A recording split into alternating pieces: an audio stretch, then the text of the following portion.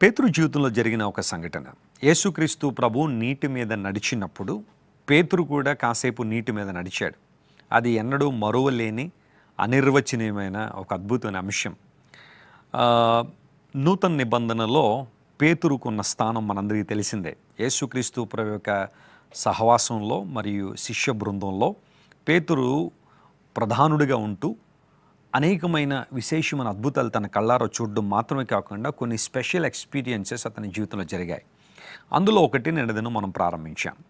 మత్తయి సువార్త 14వ అధ్యాయం 22 నుంచి 33 వరకు మనం చదివితే ఆ విషయాలు క్లియర్గా అక్కడ రాయబడ్డాయి. యేసుక్రీస్తు ప్రభు సముద్రం మీద నడిచిన ఈ అనుభవం. ఇదే విషయాన్ని మార్కు గారు తన సువార్తలో 6వ అధ్యాయంలో రాశాడు. అదేవిధంగా యోహాను గారు కూడా తన సువార్తలో 6వ అధ్యాయంలో ఈ విషయాన్ని ప్రస్తావించాడు. సో 3 సువార్తల్లో ఈ విషయం ప్రస్తావించబడింది. యేసు ప్రభు నీటి మీద నడవడం, ఆయన శిష్యులను బలవంతం చేశారని Jesus compel his disciples to go to other side of the lake. గలిలయ సముద్రానికి అవతల వైపుకు వెళ్ళాలని దేవుడు వారిని ఒక మాటలో చెప్పాలంటే త్వరపెట్టినప్పుడు వారు క్రీస్తు ఆదేశం ప్రకారమే పడవ ఎక్కి అవతల ఒడ్డుకి వెళ్తున్నారు. యోహాను భక్తుడు రాశాడు 2 కోసుల దూరం వెళ్ళారని. That equals 4 miles. అంటే నిన్న మనం చెప్పుకున్నాం, కరెక్ట్గా మధ్యలోకి వచ్చేసరికి, గలిలయ సముద్రం మధ్యలోకి వచ్చేసరికి ఈ సంఘటన జరిగింది. భయంకర తుఫాను రావడం, గలిబిలి రేగడం, ఆ తర్వాత వారు మునిగిపోతున్న పరిస్థితికి రావడం, ఇవన్నీ కూడా వారికి జరిగింది. అయితే తుఫాన్లు ఎందుకు వస్తాయి, ఎందుకు దేవుడు కొన్నిసార్లు తుఫాన్లు మన జీవితంలో అనుమతిస్తాడు అని ఆలోచన చేస్తే, మొట్టమొదటిగా storms of correction and storms of perfection, 2 రకాల తుఫాన్ల గురించి నిన్నదిన మనం ఆలోచన చేశాం. దేవునికి అవిధేయత చూపించడం ద్వారా మన జీవితంలో రేగే తుఫాన్లు, రెండవది దేవునికి విధేయత కలిగి ఉండడం ద్వారా మన జీవితంలో వచ్చే తుఫాన్లు. ఈ రెండింటి గురించి నిన్నదిన మనం ధ్యానం చేశాం. ఆ తర్వాత 4వ జాములో, అనగా రాత్రిని 4 జాములుగా 4 వాచెస్గా చేస్తే, 4వ జాము అనగా మార్నింగ్ 3 o'clock నుండి 6 o'clock లోపల యేసు ప్రభు వారిని వెతుక్కుంటూ వెళ్ళినట్టుగా వారికి దేవుడు తన రక్షణ అనుగ్రహించడానికి సముద్రం మీద నడుచుకుంటూ వెళ్ళారని గత దినం మనం చూసాం. యేసుక్రీస్తు ప్రభు సముద్రం మీద ఎందుకు నడిచాడు?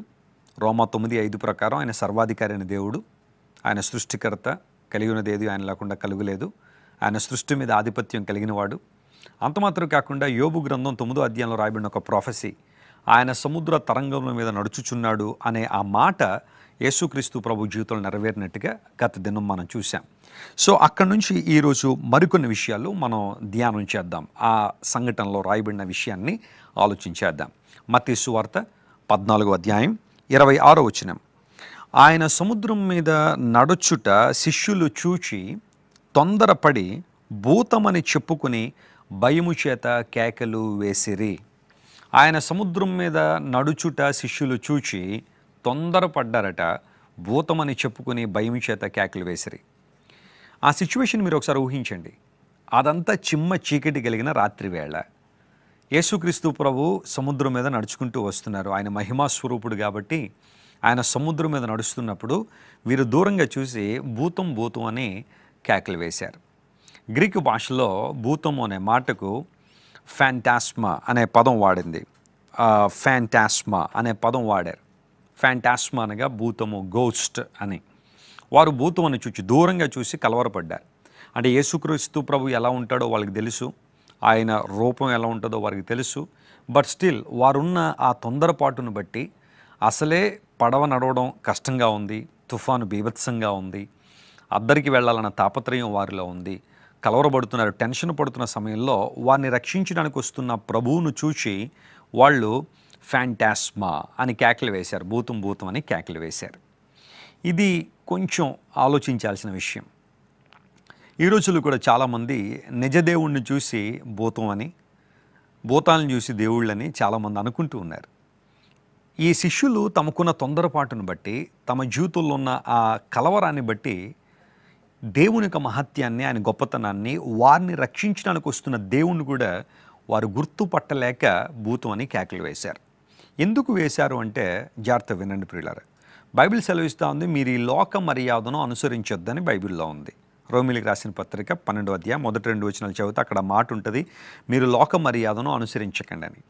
శిష్యుల్లో అప్పుడప్పుడు వారు ప్రభు దగ్గర ఉంటున్నప్పటికీ కూడా ఆ చుట్టూ జరిగే ఆ విషయాలు, వారి చుట్టుపక్కల ఉన్న కల్చర్స్లో లేదా దేశాల్లో జరిగే కొన్ని విషయాలు అప్పుడప్పుడు వారి చెవిని పడడం వారు విన్నారు.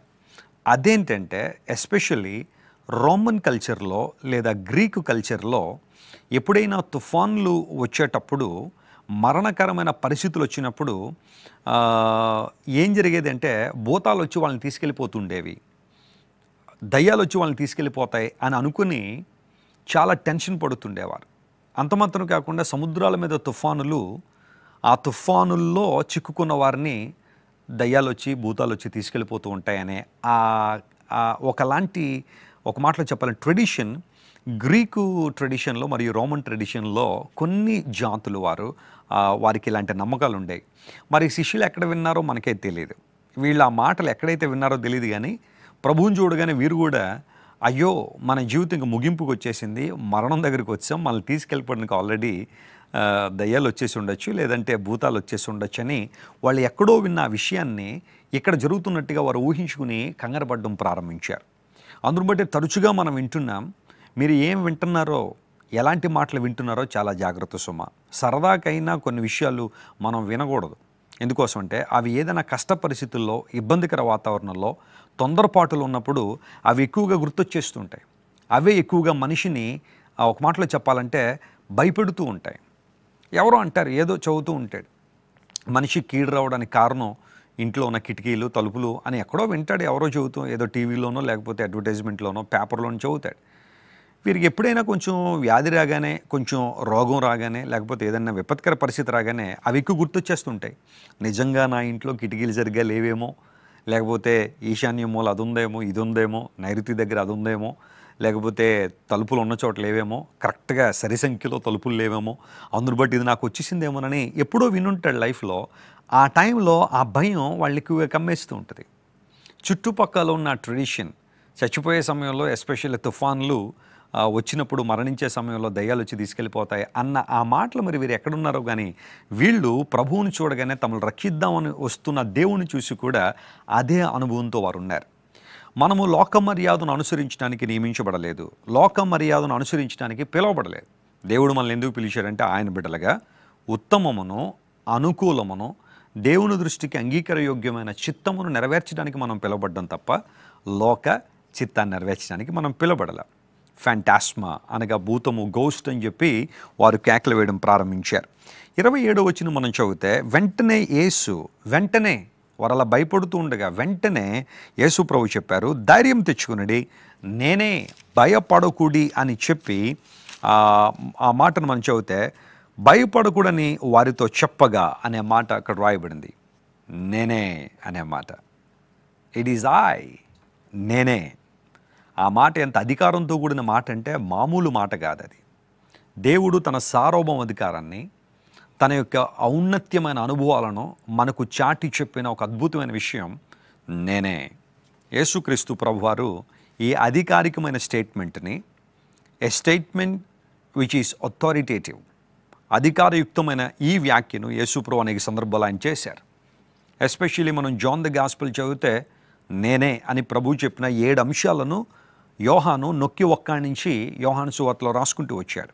నేనే మార్గమును, నేనే సత్యమును, నేనే జీవమును, పునరుత్థానమును జీవమును నేనే, మంచి కాపరి నేనే, గొర్రెలు పోవు ద్వారమును నేనే, నిజమైన ద్రాక్షావళి నేనే, లోకానికి వెలుగు నేనే.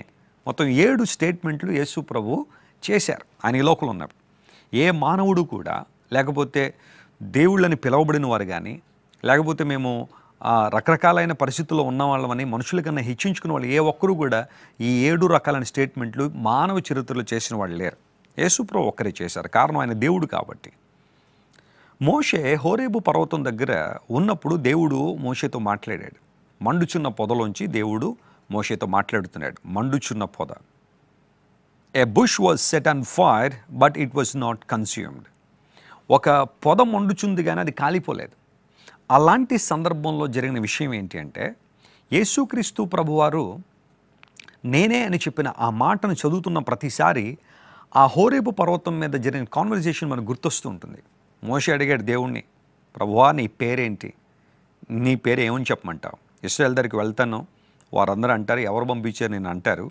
What should I tell them, నేనేం చెప్పాలి వాళ్ళకి అని ఇశ్రాయేలు ప్రజలకు ఏ పేరు చెప్పాలని మోషే అడిగినప్పుడు దేవుడు చెప్పాడు, I am that I am, I will be that I will be, I shall be that I shall be. నేను నేనే అనే మాట ప్రభువారు పలికారు. ఆ మాట సామాన్య విషయం కాదు. That shows God is self existent. ఆయన తనకు తానుగా ఉనికిలో ఉండేవాడు. ఆయన ఎవరిను సృష్టించలేరు, ఆయన్ను ఎవరు కూడా లయపరచలేరు. ఆయనకు జన్మదినం ఉండదు, మరణదినం ఉండదు. దేవుడు అనేవాడు స్వయంభవుడు కనుక, సదాకాలం నివసించేవాడు కనుక నేను ఉన్నవాడును అనువాడునని ప్రభువు చెప్పాడు. ఎగ్జాక్ట్గా అదే పదాన్ని యేసుక్రీస్తు ప్రభు ఈ లోకంలో ఉన్నప్పుడు ఆయన ఉపయోగించారు. ఆయా సందర్భాల్లో నేనే అనే మాట ఆయన వాడారు. ఎస్ మై డియర్ ఫ్రెండ్స్, యేసుక్రీస్తు ప్రభు ఒక సందర్భంలో తన ప్రీ ఎగ్జిస్టెన్స్ని క్లెయిమ్ చేశారు. నేను అబ్రహాము కన్నా ముందుగా ఉన్నవాడును అన్నాడు. ఆ మాట వినగానే యూదులందరూ రాళ్ళు తీశారు ఆయన కొట్టడానికి. కారణం ఏంటి? అబ్రహాం కంటే ముందున్నాను అని చెబితే వాళ్ళకి ఏంటంటే నొప్పి, వాళ్ళకి ఏంటంటే బాధ. కారణం ఏంటంటే మనుషులు ఎవరు ఆ మాట చెప్పలేరు. ప్రభు ఒక్కడే దేవుడు కాబట్టి ఆయన చెప్పాడు. అబ్రహాము కన్నా ముందున్నవాడిని ప్రభు చెప్పడంతో వాళ్ళందరూ అంత రోషంతో ఉలిక్కిపడ్డానికి కారణం యేసు ప్రభు తన ఇటర్నల్ ఎగ్జిస్టెన్స్ని క్లెయిమ్ చేసేస్తున్నాడు. ఆయన he is claiming to be eternal existent. ఆయన శాశ్వత కాలం నివసించువాడు, నిత్య జీవ ప్రదాత అని తను క్లెయిమ్ చేసుకున్నాడు. కాబట్టే ఆయన బ్లాష్ఫీమీ చేశాడు, దేవదూషణ చేశాడు, కాబట్టి చంపేయాల్సిందే అని యూదులు రాళ్ళు ఎత్తడం ప్రారంభించారు. ఇక్కడ నేనే. ఈరోజు నువ్వు ఏ సమస్యలో ఉన్నా, ఏ తుఫానులో నువ్వు ఉన్నా, ప్రతికూల వాతావరణంలో దేవుని మాటకు లోబడుతూ కూడా ఒకవేళ శిష్యులు ఆయన మాటకు లోబడి ఆ సముద్రంలో ప్రయాణం చేయడం ద్వారా, సముద్రంలో వెళ్ళడం ద్వారా ఆ శిష్యులు ఎదుర్కొన్న ఆ తుఫానులో ప్రభు వారిని ఎదుర్కోవడానికి వచ్చి, వారిని రక్షించడానికి వచ్చి ఆయన చెబుతున్నాడు నేనే అనే పదం వాడారు. What an incredible statement it is. ఒకవేళ ఈ రోజున నీకున్న సమస్య ఏదైనా కావచ్చు, నీకున్న క్వశ్చన్ ఏదైనా కావచ్చు, no matter the question that you are facing in your life today, Jesus Christ is the answer for every of your question. దావీదునుడా, నా హృదయం గలిబిలిగా ఉంది, కలవరంతో ఉంది, నా జీవితం అంతా కూడా ఓటమి, నైరాశ్యం, వైఫల్యం నా జీవితంలో ఉంది, నా పరిస్థితి ఏంటని కొంతమంది బాధపడుతూ ఉండొచ్చు, లేకపోతే కొంతమంది ఇబ్బందులు పాలవుతూ ఉండొచ్చు. ఈ సమయంలో నన్ను ఎవరు విడిపిస్తారు, నన్ను ఎవరు నడిపిస్తారు, నన్ను ఎవరు బలపరుస్తారు, నన్నెవరు నూతనమైన విధానంలో ఆశీర్వదిస్తారని కొన్ని సందర్భాల్లో కొన్ని ప్రశ్నలు మనకుంటూ ఉంటాయి. అలాంటి సందర్భంలో జీసస్ క్రైస్ట్ ది ఆన్సర్. నన్నెవరు స్వస్థపరుస్తారు అన్ను అడిగితే God can say I am your healer. నేనే నీ స్వస్థతపరిచే దేవుడిని అని ప్రభు చెబుతాడు. Who can deliver me from this terrible situation, dreadful situation, భయంకరమైన పరిస్థితుల్లోంచి నన్ను విడిపించే వాళ్ళు ఎవరు అని ఎవరైనా ప్రశ్నిస్తే బైబిల్ సెలవిస్తూ ఉంది, Jesus Christ is your deliverer. ఆయన నీ విమోచకుడు, నీకు విడుదలనిచ్చేవాడు. Who can give me peace in my heart. నా హృదయంలో నాకు శాంతిని ఎవరు ఇవ్వగలరు, సమాధానం ఎవరు ఇవ్వగలరు అన్న అడుగుతుంటే Jesus Christ can say that he is your peace. ఆయనని శాంతి, సమాధానకర్త. కారణం ఆయన సర్వలోకంలో మనుషులందరినీ పిలుస్తున్నాడు. ప్రయాసపడి భారముతో ఉన్న సమస్త జనులారా నా యొద్దకు రండి, నేను మీకు విశ్రాంతిని కలుగు చేస్తాను. What an awesome God we are serving. ఎంత గొప్ప దేవుని మనం కలిగి ఉన్నాం, ఎంత గొప్ప దేవుణ్ణి మనం ఆరాధన చేస్తున్నాం. పరిశుద్ధ లేఖనాలు సెలవిస్తున్నాయి, దేవుని వాక్యం సెలవిస్తూ ఉంది, రండి నేను మీకు విశ్రాంతినిస్తాను. ఒకవేళ రాత్రి నీ హృదయం గలిబిలితో, నీ హృదయం కలవరంతో, ఆందోళనతో, ప్రతికూల వాతావరణం నీ చుట్టూ ఉన్నాయని, తుఫాన్లో నువ్వు ఉన్నావని చింతిస్తున్నావా, వేదన పడుతున్నావా, దుఃఖపడుతున్నావా? Christ says it is I, నేనే. ధైర్యం తెచ్చుకోండి, భయపడకండి. మీ జీవితంలో అధైర్యానికి గురి కాకండి. నేను మీకు ధైర్యం ఇస్తాను, మిమ్మల్ని బలపరుస్తానని దేవుడు మాట్లాడుతున్నాడు. సో హోరేబు పర్వతం మీద దేవుడు తన పేరుని ఏదైతే డిస్క్లోజ్ చేశాడో, నేనే అని చెప్పారో, అదే విషయాన్ని యేసు ప్రభు ఈ లోకంలో ఉన్నప్పుడు ఆయా సందర్భాలు ఆయన క్లెయిమ్ చేసుకున్నారు. ఈ సందర్భం ఒకటి, నేనే, భయపడకూడని వారితో చెప్పాడు. ఒకవేళ ఈ రోజున భయంలో ఉన్నావా, ఇబ్బందికర వాతావరణంలో ఉన్నావా, నీ చుట్టూ జరుగుతున్న ప్రతికూల వాతావరణం బట్టి ఏడుస్తున్నావా, ధైర్యం తెచ్చుకో ప్రియ దేవుని బిడ్డ. దావీదుడైన దావీదు అంటున్నాడు 27వ కీర్తనలో, దేవుడు నాకు వెలుగును రక్షణి అయి ఉన్నాడు, నేను ఎవరికి భయపడదును. The Lord is my light and my salvation, whom shall I fear. నేను ఎవరికి భయపడతాను? దేవుడు మన జీవితాల్లో కలిగి ఉన్న ఉన్నతమైన ప్రణాళికలు, ఆశీర్వాదాలను మనం ఎప్పుడూ కూడా గమనం చేసుకుంటూ ఆయన వైపు మనం చూసినప్పుడు, ఆయన ఆరాధించినప్పుడు మన జీవితంలో విశిష్టమైన దీవెన, ఆశీర్వాదాన్ని మనం పొందుకుంటాం. ఇక్కడ దేవుని వాక్యం సెలవిస్తూ ఉంది, నేనే అని పరిశుద్ధ లేఖనాలు ఒక చక్కని మాట సెలవిచ్చాయి. నేనే భయపడకూడని దేవుడు మాట్లాడుతున్నాడు. ఆ తర్వాత మనం చూస్తే ప్రియులారా 28వ వచనాన్ని మనం చదివితే, పేతురు, ప్రభువా నీవే అయితే నీళ్ల మీద నడిచి నీ యొద్దకు వచ్చుటకు నాకు సెలవిమ్మని ఆయనతో అనేను. పరిశుద్ధ లేఖనం సెలవిస్తూ ఉంది, ప్రభువా పేతురు ఒక బోల్డ్ డెసిషన్ ఇక్కడ తీసుకున్నాడు. నీవే అయితే నీళ్ల మీద నడిచి నీ యొద్దకు రావడానికి నాకు సెలవిమ్మని ఆయనతో అనేను. దేవుడి నామానికి మహిమ కలుగును గాక. చూడండి, బోట్లో అందరూ ఉన్నారు, 12 మంది శిష్యులు బోట్లో ఉన్నారు, పడవలో ఉన్నారు. ఇప్పుడు పేతురు ఒక్కడే ప్రశ్న అడిగాడు.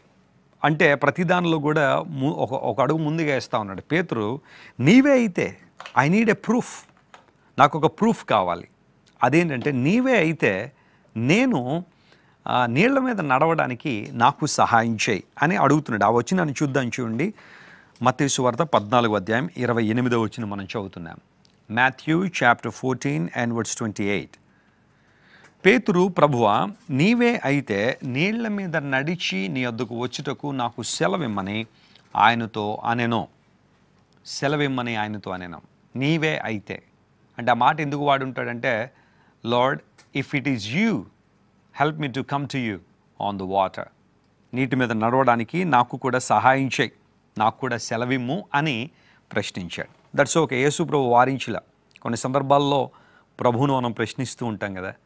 అయితే ఆ ప్రశ్నలో జెన్యూనిటీ ఉంటే, నమ్మకత్వం ఉంటే, ఇంటిగ్రిటీ ఉంటే దేవుడు మంచి సమాధానం ఇస్తాడు. కమ్, ఆయన చెప్పారు, వారించలేదు, పేతురు రమ్మన్నారు. సో పేతురు, నీవే అయితే నీళ్ల మీద నడిచి నీ వద్దకు వచ్చుటకు నాకు సెలవిమ్మని. బోట్లో 12 మంది ఉండగా పేతురే ఆ ప్రశ్న ఎందుకు అడిగాడంటే, పీటర్ వాజ్ వెరీ ఎంతూజియాస్టిక్. చాలా ఎంతూజియాజం పేతురులో ఉంది. అన్ని విషయాల్లో కూడా చాలా చక్కగా ముందుండే పరిస్థితి. అంటే పేతురులో విశ్వాసం లేదని కాదు, కానీ ధైర్యంతోనే ప్రశ్న అడిగాడు. ప్రభువుతో కమ్యూనికేట్ చేస్తున్నాడు. అంత ప్రతికూల వాతావరణంలో కూడా, పడవ నడపడం కష్టంగా ఉన్నప్పుడు కూడా పేతురు యేసుక్రీస్తు ప్రభు వైపు చూసి, let me come to you, నీ దగ్గరికి రావాలని కోరుతున్నానని ఒక ప్రశ్న అడిగాడు. ఒకవేళ అదే సంఘటన ఈ రోజుల్లో కనుక జరిగి ఉంటే ఆ 11 మంది పేతురును వెనకకు లాగేసి ఉండేవారు. ఎక్కడికి వెళ్తావా పేతురు? అంత తుఫాన్ వస్తూ ఉంటే, భయంకరమైన గాలి దుమ్ములు వేస్తూ, ఆ భయంకరమైన గాలి వస్తూ ఉంటే, సముద్రం అంతా ఉప్పొంగుతూ ఉంటే, నువ్వు ఆయన దగ్గరికి వెళ్ళిపోతే మా పరిస్థితి ఏంటి?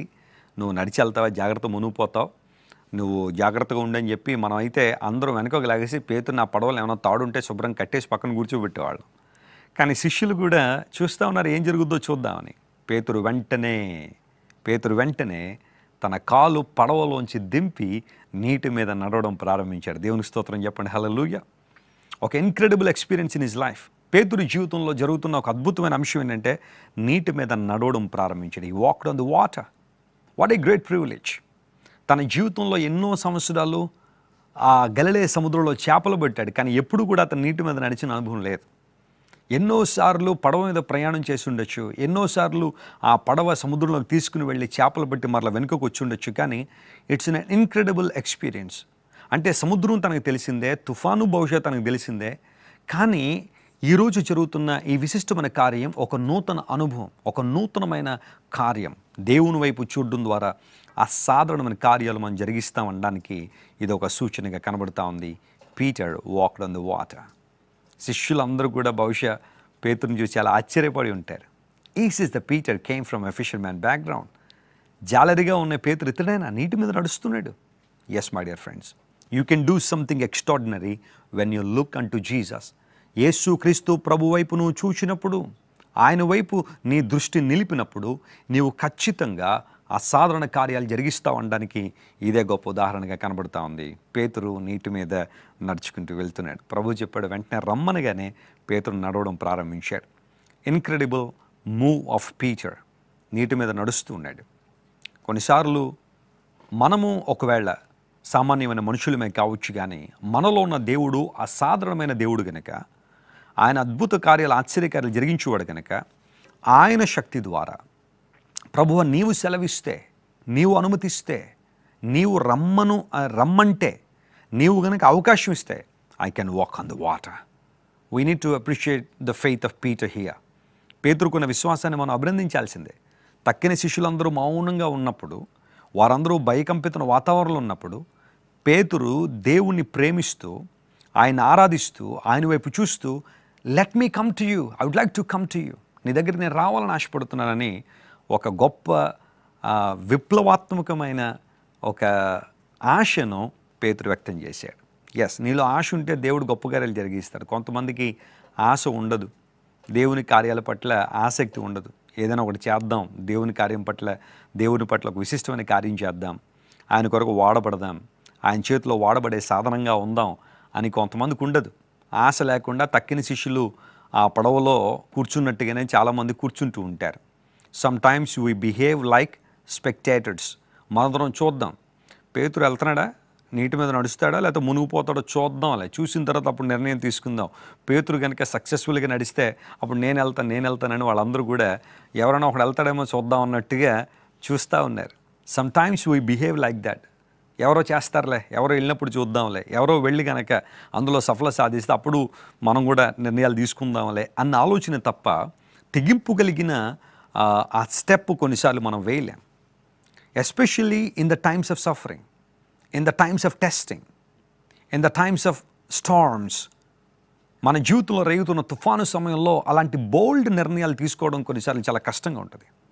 అయితే బైబిల్ సెలవిస్తూ ఉంది, take a bold step, look unto God and ask him, Lord, if you allow me to do this, if you allow me to move forward, I would like to come, I would like to walk on the water. Impossible situationలో కూడా నేను నీ వైపు చూస్తూ నడవాలని కోరుతున్నాను. Help me to do that. Can you pray that?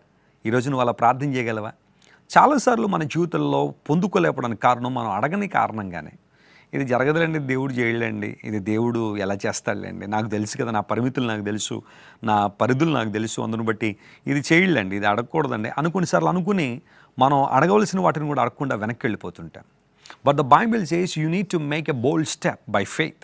విశ్వాసము ద్వారా నువ్వు ఒక అడుగు ముందుకు వేయగలిగితే దేవుడిని నడిపిస్తాడు, బలపరుస్తాడు. పేతురుని మనం మనస్ఫూర్తిగా అభినందించాలా. నీటి మీద నడవడానికి ఉన్న ఆసక్తి ఎంత గొప్పది.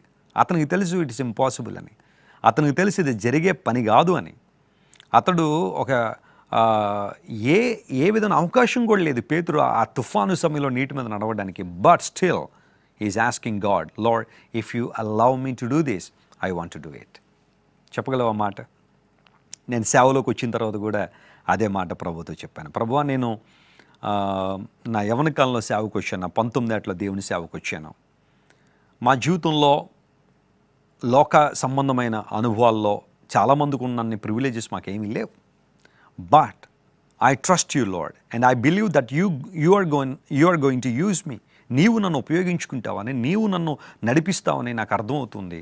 అందును బట్టి ప్రభువా, నా జీవితంలో మేలు చేయండి, ఆశీర్వదించండి ప్రభువా. నేను ఎక్కడికి వెళ్తే అక్కడ బలంగా వాడుకున్న దేవునిలో ప్రార్థన చేశాను.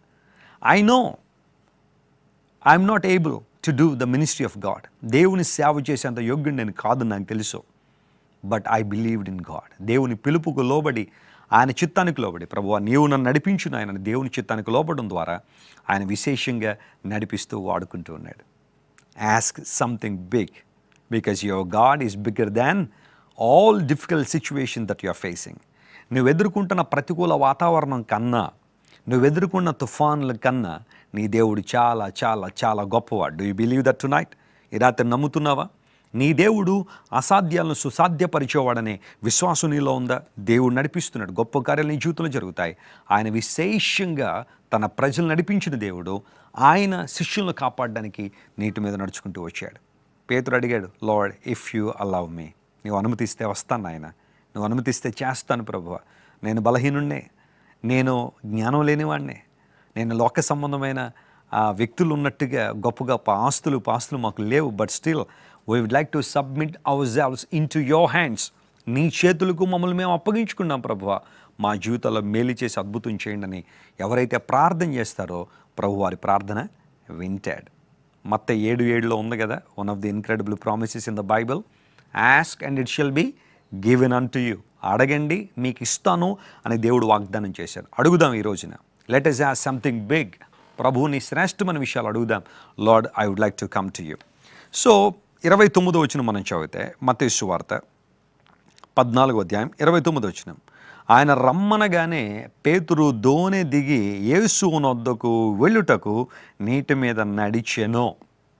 ఆ మాట చాలా చాలా ఆశీర్వాదకరం. He walked on the water to go to Jesus. యేసు ప్రభు రమ్మను అనగానే వెంటనే ఇంకా ఆలస్యం చేయలే, ఇంకా లేట్ చేయలే. ఏమో నిజంగా వెళ్తే మునిగిపోతానే నేమో అన్న డౌట్ పేతురులోకి ఇనీషియల్గా రాలా. వెంటనే దోణి దిగి తన ప్రయాణాన్ని ప్రారంభించాడు. ప్రభు దగ్గరికి నడవడం ప్రారంభించాడు. He walked on the water. అయితే కొద్దిసేపు కొంచెం దూరం వెళ్ళిన తర్వాత బైబిల్ క్లియర్గా సెలవిస్తూ ఉంది, గాలిని చూచి భయపడి మునిగిపోతున్నాడు. మునిగిపోవడానికి పెద్ద సమయం అక్కర్లేదు. కానీ పేతురుకి కొంచెం ఈత వచ్చు కాబట్టి, అతడు ఒక స్విమ్మర్ కాబట్టి, స్విమ్మింగ్ చేయడం తనకు తెలుసు కాబట్టి స్ట్రగుల్ అవుతుండొచ్చు, మునిగిపోతూ ఉన్నాడు. బట్ తేలడానికి తన ప్రయత్నం అయితే తను చేస్తున్నాడు. కానీ పేతురు మునిగిపోవడానికి కారణం ఏంటి? పేతురు ఆ పరిస్థితుల్లో ఉండడానికి కారణం ఏంటి? అంతవరకు నీటి మీద నడిచిన వీరోచితమైన సాహసోపేత నిర్ణయం తీసుకున్న పేతురు కొన్ని అడుగులు వేసిన తర్వాత మునిగిపోవడానికి కారణం ఏంటంటే, ప్రభువుని తదేకంగా చూస్తున్నప్పుడు when he stayed at Jesus, he was able to walk on the water. కానీ ఎప్పుడైతే తన దృష్టిని ప్రభు నుండి మరల్చి తన చుట్టూ ఉన్న సముద్రం వైపు చూశాడు, గాలిని వైపు చూశాడు, ఉవ్వెత్తున ఎగిసిపడుతున్న అలలు చూశాడు, తరంగ ధ్వనులను చూశాడు, వాటన్నిటినీ చూసినప్పుడు విశ్వాసంలో సన్నగిలిపోవడం ప్రారంభించాడు. గమనించండి ప్రియులారా, here Peter tells a message that some people are mixed with faith and fear. కొంతమంది విశ్వాసం భయము రెండిటితో మిక్స్ అయ్యి ఉంటారు. కొన్నిసార్లు విశ్వాసాన్ని ప్రదర్శిస్తుంటారు దేవునిలో, కానీ కొన్ని సందర్భాల్లో వారిలో ఉన్న ఫియర్, వారిలో ఉన్న భయము ఆ విశ్వాసాన్ని కప్పేస్తూ ఉంటుంది. Peter was a man of extraordinary faith, no doubt in that. కానీ అతని జీవితంలో భయము అతనిలో ఉన్న విశ్వాసాన్ని ఓవర్కమ్ చేసేస్తుంది. కొన్నిసార్లు నీ జీవితంలో కూడా విశ్వాసం భయం రెండు కలిసి ఉంటున్నాయా? అవి రెండు కలిసి ప్రయాణం చేయలేవు ఎప్పటికీ కూడా. గాలిని చూచి మునిగిపోసాగి. ఇక్కడ నేను ఒక ప్రశ్న అడుగుతాను, జాగ్రత్త వినండి. పీటర్ని లేదా పేతుర్ని ముంచేసింది ఏంటి అంటే గాలి కాదు. పేతురును ముంచింది తరంగ ధ్వనులు కాదు. పేతురును ముంచింది ఉవ్వెత్తున ఎగిసిపడుతున్న అలలు కాదు. పేతురును ముంచేసింది అక్కడున్న ప్రతికూల వాతావరణం కాదు. పేతురు మునిగిపోవడానికి కారణం అతని దృష్టి దేవుని నుండి ప్రక్కకు మరల్చబడమే. దృష్టి ఎప్పుడైతే ప్రక్కకు మరలిపోయిందో మునిగిపోవడం ప్రారంభించాడు. ప్రభువు వైపు చూసినంతసేపు, ఎక్స్ట్రాడినరీ ఫెయిత్ ఉన్నంతసేపు నీటి మీద కూడా నడవడం ప్రారంభించాడు. కానీ ఎప్పుడైతే దృష్టి ప్రక్కకు మరలిందో అప్పుడు మునిగిపోవడం ప్రారంభించాడు. కొన్నిసార్లు మనం కూడా అనుకుంటాం, ఈ వ్యాధులు, కష్టాలు, ఇబ్బందులు, రకరకాలైన ప్రతికూల వాతావరణాలు, మన చుట్టూ రేగుతున్న తుఫానులు మనల్ని ముంచేస్తాయేమోనని. నో మై ఫ్రెండ్స్, అవి కాదు మనల్ని ముంచేవి, అవి కాదు మనల్ని నాశనం చేసేవి. కొన్నిసార్లు మనలో ఉన్న అవిశ్వాసమే, దేవుని పట్ల పరిపూర్ణ నమ్మకం లేక కంగారు పడిపోయే లక్షణమే మన జీవితాల్లో కొన్ని ప్రతికూల వాతావరణాలు తీసుకొస్తూ ఉంది. ఈరోజు దేవునితో మాట్లాడుతున్నాడు.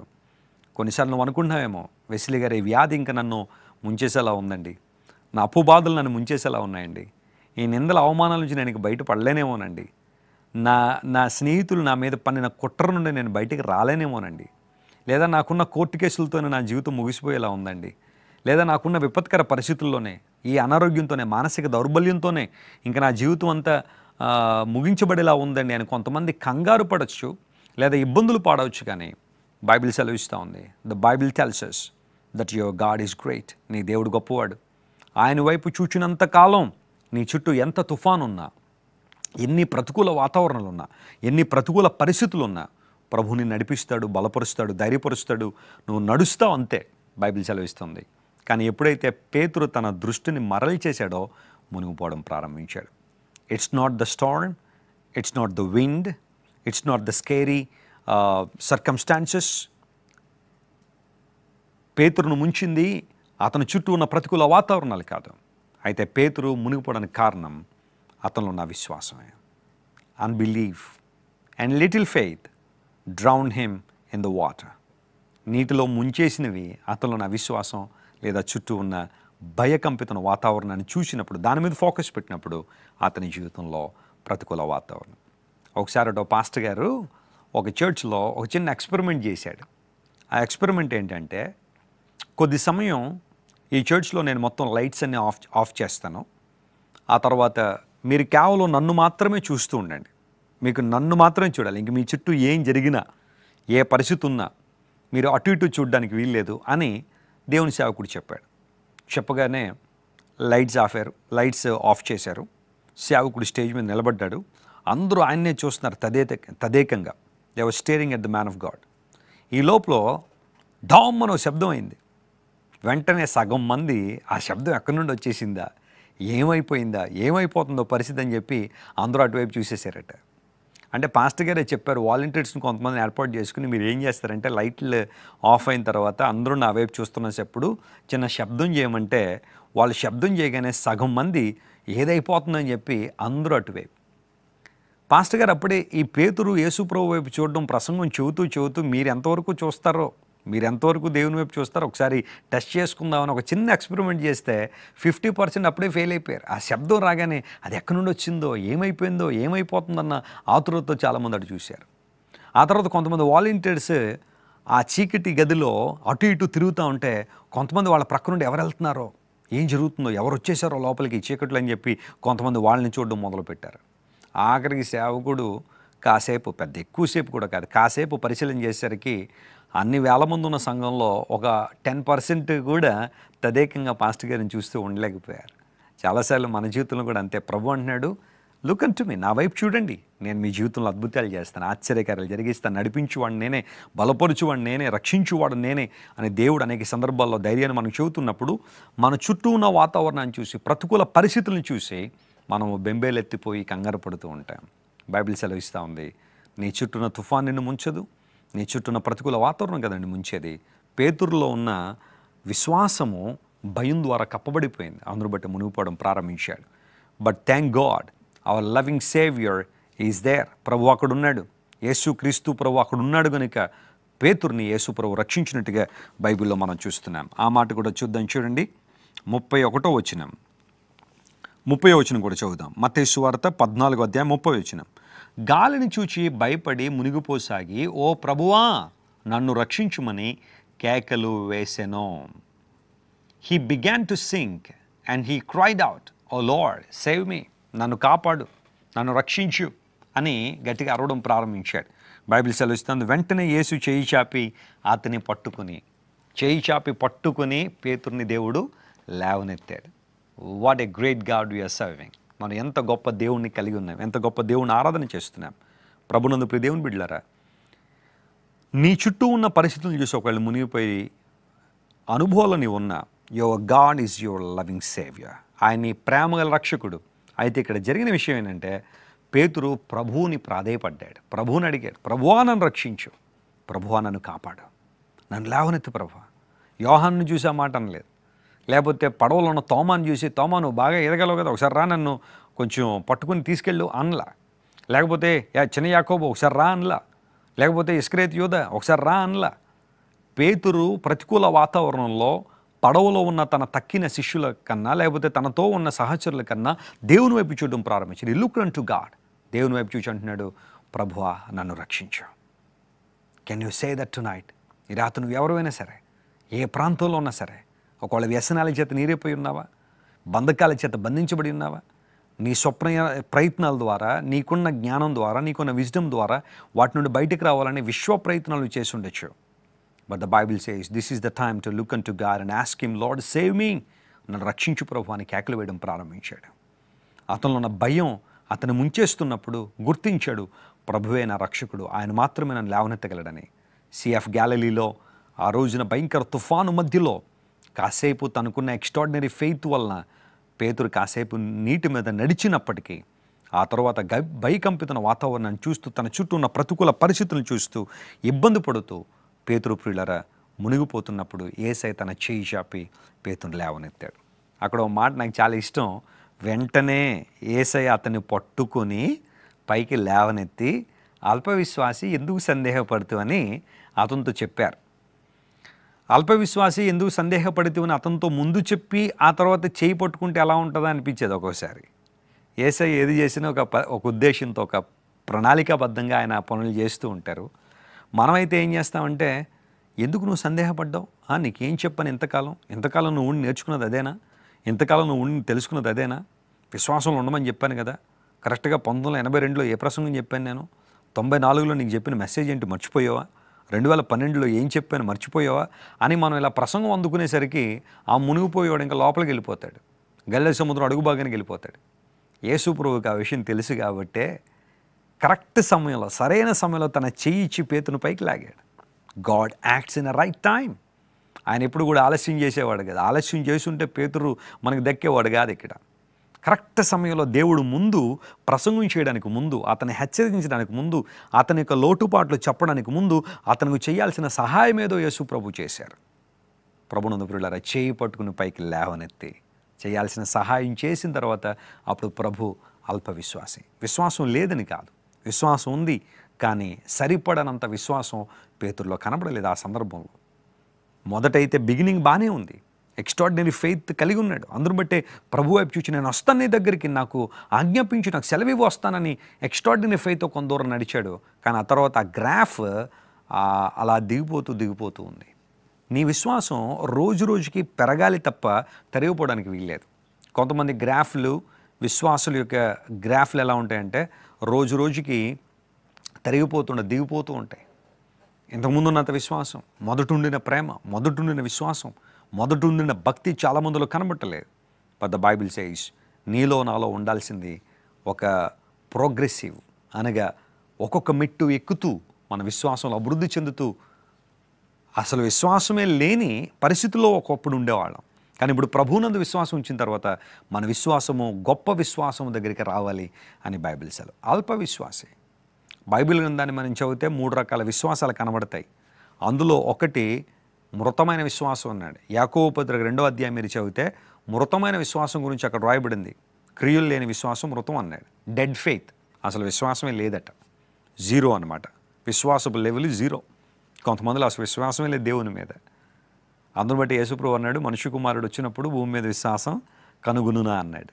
విశ్వాసులు ఉంటారు కానీ విశ్వాసం ఉండదట. మృతమైన విశ్వాసం, కొంతమందిలో అసలు విశ్వాసం డెడ్ అయిపోయింది. ప్రభు మీద నమ్మకం, దేవుని వాక్యం మీద విశ్వాసం లేదు. అందును బట్టి బైబిల్ చదవలేకపోతున్నారు, ప్రార్థన చేయాలన్నా వారి జీవితాల్లో విశ్వాసం కనబడటం లేదు. అయితే గమనించండి ప్రియులారా, మరొక విశ్వాసం ఏంటంటే లిటిల్ ఫెయిత్, అల్ప విశ్వాసం. ఇప్పుడు పేతురు గారికి ఉంది కదా, అదన్నమాట. మొదట ప్రారంభంలో గట్టిగానే ఉన్నాడు, కానీ రాను రాను చుట్టూ పరిస్థితులను చూసి బలహీనపరచబడ్డాడు. లిటిల్ ఫెయిత్, అల్ప విశ్వాసం. మరొక విశ్వాసం ఉంది, అది గొప్ప విశ్వాసం. లూకా సువార్త 7వ అధ్యాయం 9-10 వచనాల్లో ఆ మాట మనం చదువుతాం. గొప్ప విశ్వాసం, గ్రేట్ ఫెయిత్ అన్నాడు. శతాధిపతి తన దాసుడు చనిపోయే పరిస్థితుల్లో ప్రభు వైపు చూచి అడిగాడు, ప్రభువా నీవు నా ఇంటికి రావడానికి యోగ్యుడిని కాదు అని మనుషులను పంపించాడు. నేను అధికారానికి లోబడినవాడు, నీవు కూడా అధికారం కలిగినవాడు. సృష్టి మీద అధికారం ఉంది కనుక, వ్యాధుల మీద అధికారం ఉంది కనుక, దురాత్మ శక్తుల మీద అధికారం కలిగినవాడు కనుక ఇప్పుడే నువ్వు ఆజ్ఞాపించు ప్రభువా నా దాసుడు స్వస్థపరచబడతాడని ఒక extraordinary faith, great faith express చేశాడు. ప్రభు అన్నాడు, గొప్ప విశ్వాసం నేను ఇశ్రాయేలులో కూడా చూడను అన్నాడు. చూడలేదన్నాడు. కనాను స్త్రీ గురించి కూడా ప్రభు మాట్లాడుతూ అమ్మా నీ విశ్వాసం గొప్పది అన్నాడు. గొప్ప విశ్వాసం. కనాను స్త్రీకి శతాధిపతికి వారిద్దరూ అన్యులైనప్పటికీ కూడా దేవుని మీద గొప్ప విశ్వాసాన్ని కలిగి ఉన్నారు కాబట్టి గొప్ప కార్యాలు పొందుకున్నారు. ఇక్కడ మాట వినండి జాగ్రత్తగా. కొద్దిపాటి విశ్వాసం కొద్ది ఆశీర్వాదాలు తీసుకొస్తుంది. అధిక విశ్వాసం అధిక ఆశీర్వాదాలు తీసుకొస్తుంది. గొప్ప విశ్వాసం గొప్ప కార్యాలను నీ దగ్గర తీసుకొస్తుంది. నమ్ముతున్న విషయాన్ని ఈ రోజున ఈ లెసన్ ద్వారా, ఈ బైబిల్ స్టడీ ద్వారా మనం నేర్చుకుందాం. ప్రభువా విశ్వాసంలో మమ్మల్ని భాగ్యవంతులుగా చేయండి, బలవంతులుగా చేయండి. ప్రతికూల వాతావరణంలో కూడా నీటి మీద నడవగలిగే సామర్థ్యం పేతురుకి ఇచ్చిన దేవుడు ఈరోజు నీకు నాకు ఇవ్వడానికి ఆయన ఇష్టపడుతున్నాడు.